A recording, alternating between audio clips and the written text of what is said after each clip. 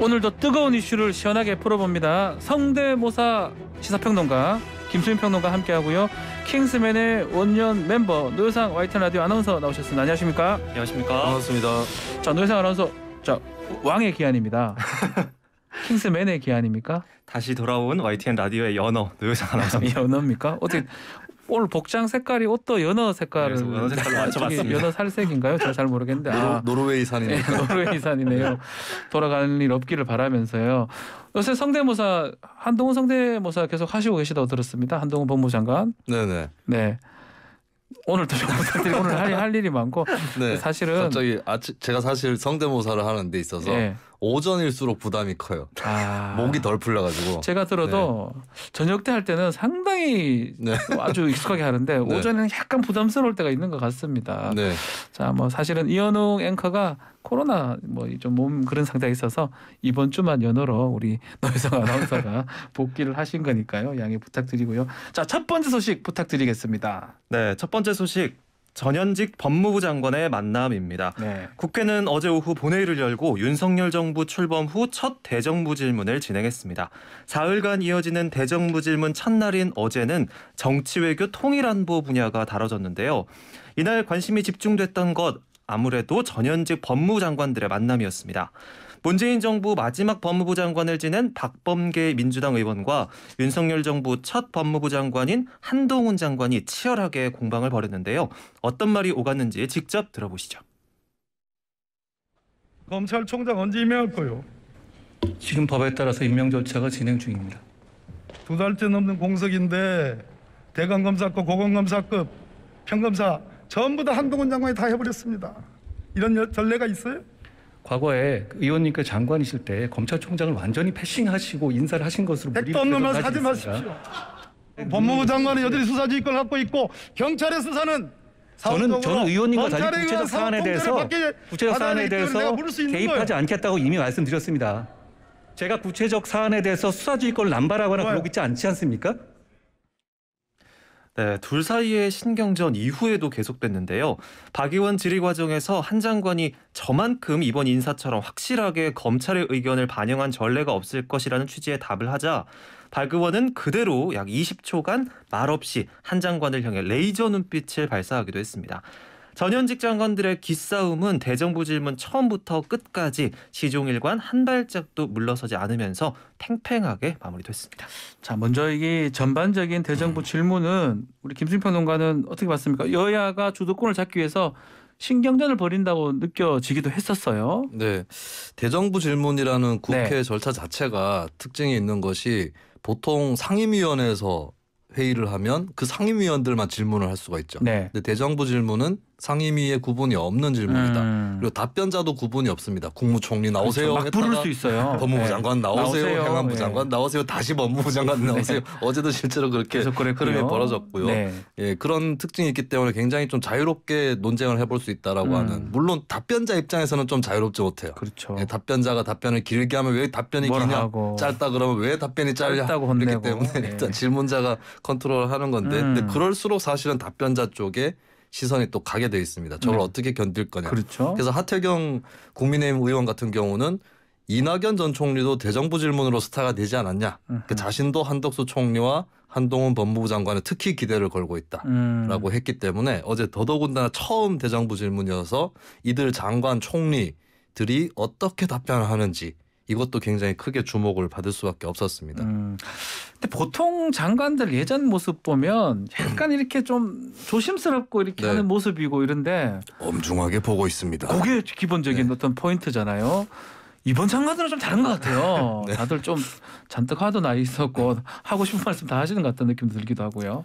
예, 특히 어제 두드러졌던 게 한덕수 총리, 한동훈 장관, 이상민 장관이었는데 3인 3색이었어요. 예, 맞습니다. 예, 그래서 일단 이상민 장관 같은 경우는 조금 맛고성 비슷하게 지르는 그런 장면도 있었고 최근에 경찰국 설치 문제로 이제 경찰 일선하고도 지금 부딪히고 있는데 거기서도 강경 발언들이 많이 나왔는데 의원들 상대로 해서도 물론 의원들보다 더 강경하게 발언하기는 어렵습니다만 나도 지지 않겠다 이런 것들이 굉장히 좀 강하게 두드러져 보였고 한동훈 법무부 장관은 그런 질문은 반드시 저지당해야 됩니다.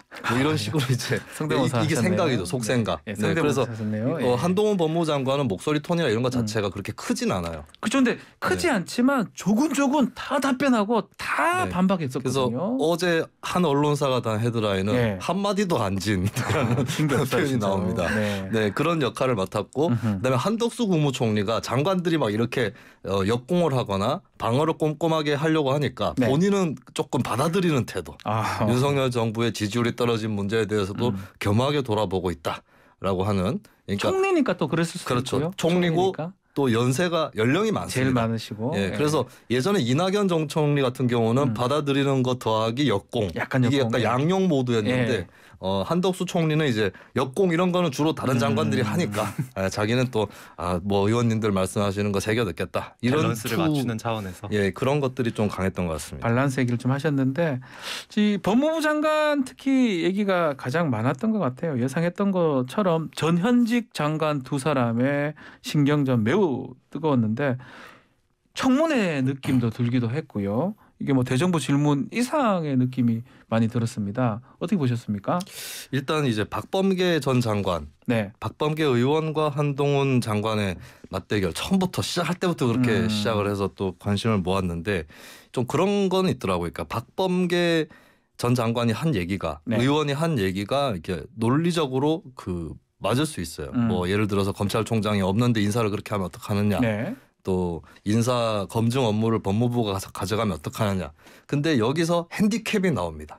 바로 얼마 전까지 여당이었다라고 하는 핸디캡이 나와서 한동훈 장관이 그러면은 그 박범계 장관은 검찰총장 없을 때 인사하지 않았냐. 그리고 법무부 인사검증이 위법이면 청와대 민정수석실에서 하는 것도 위법이다. 이렇게 받아쳐버리니까. 그래서 이게 사실 일반 국민 중에는 박범계 의원의 논리와 똑같이 해가지고 한동훈 장관을 비판할 수 있는 사람이 많을 거예요. 네. 근데 정치인일수록 오히려 그게 더 힘들 수 있다. 구여권일수록. 예, 그런 것도 한편 보여준 것 같습니다. 그런 모습이 좀 보였습니다. 자, 그런가 하면 대북 안보 또 경찰국 이슈도 치열한 공방이 이어졌네요. 네, 맞습니다. 대북안보 또 경찰국 이슈 역시 뜨거웠는데요. 먼저 여야는 2019년 탈북어민 북송 사건과 2020년 서해 공무원 피살 사건을 두고 치열한 신경전을 벌였습니다. 여당은 탈북어민 강제 북송을 중심으로 정부 대북안보 문제를 집요하게 파고들었고요. 야당은 경찰국 신설, 사적 채용 문제 등을 두고 공세를 펼쳤습니다. 정권 교체로 공수를 교대한 여야가 각각의 날선 공방을 벌인 건데요. 여당에서는 윤상현, 태영호, 하태경 의원들을 필두로 공세를 이어갔고요. 네. 야당은 박범계, 고민정, 박주민 의원 등이 여당의 공격에 맞서 반격에 나섰습니다. 네. 한편 고 노무현 정부 마지막 국무총리를 지낸 한덕수 총리는 이날 2008년 2월 이후 14년 만에 윤 정부 첫 총리로 다시 대정부 질문 연단에 서기도 했습니다. 자, 가장 뜨거운 이슈입니다. 이 행안부 산하의 경찰국 신설, 이게 대정부 질문에서도 여전히 공방이 오갔습니다. 네. 일단 어제 대정부 질문으로 국한을 시켜보면은 행안부에 경찰국을 설치하는 게 위법이라는 논란이 있지 않습니까? 네. 근데 그것보다는 비교적 더 최근에 벌어진 류삼영 총경에 대한 징계, 이게 조금 더 주요 쟁점으로 떠올랐어요. 네. 이 또 묘한 장면이 나오는데 박범계 의원이 질문을 합니다. 그러니까 아까 전에 한동훈 장관하고 막 싸웠다고 얘기했는데 들어가라 그러고 다시 이상민 나와. 그래가지고 이상민 장관한테 질문을 하는데 류삼영 총경 징계하느냐라고 묻거든요. 이게 유도신문입니다. 왜냐하면 징계 권한이 행안부 장관한테 현재로서 없는 거거든요. 만약에 이상민 장관이 징계해야 된다고 생각합니다. 그러니까 생각이랄지라도 그렇게 얘기를 했다면 박범계 의원이 곧바로 아니 지금 행안부 장관이 월권을 행사하는 겁니까? 이렇게 될 뻔했는 건데 근데 이상민 장관이 걸려들지 않습니다. 법조인이죠, 그분도. 네, 제 직무 범위가 아니기 때문에 답변하기 어렵다라고 일단 발언을 했고요. 그리고 뭐 이제 국민의힘 윤상현 의원 같은 경우는 좀 행안부 장관 편을 들어주러 여당 의원으로서 또 질의를 했는데 평검사 회의하고 서장 회의가 다르지 않냐 이런 취지로 질문을 하니까 이상민 장관이 평검사 회의는 집회 금지라든지 해산 명령이 없었고 이번 경찰서장 회의는 그게 있었는데도 위배했다 이렇게 또 답변을 했습니다. 자, 뭐 어쨌든 간에 쿠데타 얘기도 나오고 참 문제가 지금 많은 것 같은데 박주민 의원하고 또 이상민 장관이 설전이 화제가 됐네요. 이 부분은 어떻게 보셨습니까? 예, 다른 의원들의 질의보다 더 고조된 가장 고조된 행안부 장관에 관련된 질의가 이제 박주민 의원이었던 것 같은데 박주민 의원 같은 경우는 박범계 의원에 비해서는 언성을 좀 빨리 올리지는 않는 편이었어요. 네. 이게 좀 특히 한동훈 장관하고 보면 법사위 회의 때도 박주민 의원이 한동훈 장관한테 고성을 지르거나 이런 게 잘 없습니다. 그렇죠. 예, 그래서 좀 긴장하면서 싸우고 있다라고 티가 많이 나는데 근데 이제 워낙에 이상민 장관의 쿠데타 발언이 굉장히 어제 크게 쟁점이 됐기 때문에 여기에 대해서는 질의를 하다가 박주민 의원도 언성이 높아지는 경찰 모임이 내란이냐라고 따져 물으니까 이상민 장관이 내란이라 한 적이 없다라고 했어요. 그러니까 박주민 의원이 그럼 쿠데타인데 내란은 아니라는 거냐 이렇게 됐는데 이 부분은 박주민 의원 판정승이 아닌가. 예, 왜냐하면 쿠데타와 내란을 또 설명을 해야 되는데 그렇죠. 그걸 어떻게 설명할지 이상민 장관이 좀 말려들면서 언행에 실수가 있었던 게 아닌가 그렇게 보여집니다. 자, 어제 외교 대북 관계 정책 질문도 많았었는데 특히 탈북어민 북송 사건 유엔사 승인 관련해서 이제껏 승인이 없었다고 하다가 이 주장이 뒤집어져 버렸어요. 네네. 이 부분도 한번 말씀 주십시오. 네, 어제 권영세 통일부 장관이나 네. 박진 외교부 장관이나 한동훈 법무부 장관이나 또 이종석 국방부 장관 등이 다 북송은 잘못됐다는 식으로 얘기를 하긴 했습니다. 네. 근데 이걸 이제 파고들다가 주로 하태경 의원이 지금까지 파고 들어왔고 어제 대정부 질문에서도 질문자로 나섰거든요. 네. 근데 여러 언론 보도에서 유엔사에서 난색을 표했다. 유엔사에서 불만을 가졌다. 이런 보도들. 그 유엔사에서 이걸 뭐 허용하지 않았을 수 있다. 이런 보도들이 나왔습니다. 근데 여기에 대해서 질문을 했더니 권영세 통일부 장관이라든지 쪽에서 유엔사의 승인을 받았다라고 답변이 나온 거예요. 예. 네, 그래서 하태경 의원 당황해서 다시 한번 재참 묻는. 예. 그리고 또 답변자를 다른 국방부 장관이나 이쪽으로 바꿔도 마찬가지의 답변이 나온 겁니다. 그래서 이 문제는 일단 정리가 되어가는 분위기다. 그러니까 지금 두 가지가 좀 정리가 되는 분위기인데요. 네. 흉악범일 가능성이 아무래도 높다고 이쪽으로 일단 첫 번째로 정리가 되고 있고 예. 탈북 어민들이 그다음에 네. 두 번째는 유엔사가 이거를 승인을 하지 않거나 이러지는 않았다. 예, 그래서 결국에 어제 여당이라든지 장관들이 밝힌 논리, 남아있는 논리는 이게 북송을 해야 될 강제 북송을 해야 될 근거가 없다.